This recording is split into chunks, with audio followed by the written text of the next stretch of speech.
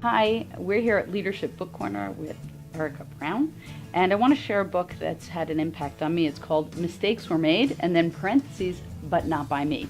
And it's written by Carol Tavris and Elliot Aronson, and I just want to read the subtitle because it will give you a strong and clear idea of why this is important for leadership. Why we justify foolish beliefs, bad decisions, and hurtful acts. We all know that when you're a leader, you've got a big platform. And when you have a big platform, the mistakes you make can be pretty big. And part of the problem is when you don't say sorry for mistakes.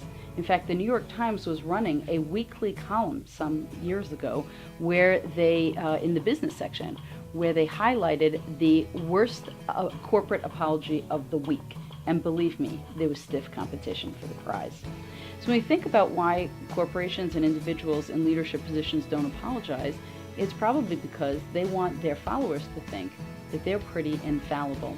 And I want to read to you one, let's say, introspective moment, we'll call it sarcastically, of Henry Kissinger responding to charges that he committed war crimes in his role in the United States actions in Vietnam, Cambodia, and South America in the 1970s. Quote, "Mistakes were possibly made by the administrations in which I served."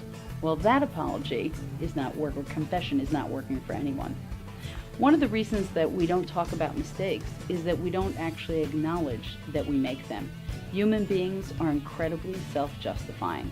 We buy a car and we look on the road and we justify that purchase by saying, wow, I didn't realize how many people drive a Honda Odyssey.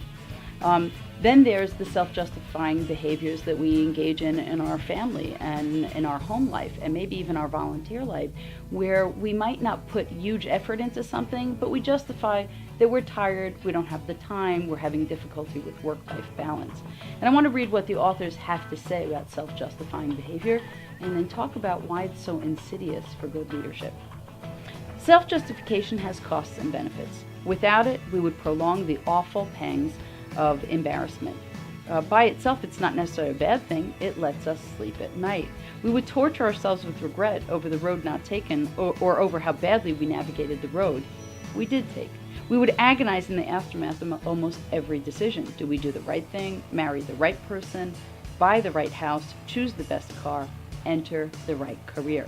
Yet mindless self-justification, like quicksand, can draw us deeper into disaster. And part of that is that we convince ourselves, we buy into our own PR, and then we lose honesty. And when you lose honesty as a leader, you lose integrity as a leader. And there are professions where mistakes are actually taken apart and discussed on a regular basis. If you were a physician in an academic hospital, every week you'd have M&M rounds, morbidity and mortality rounds.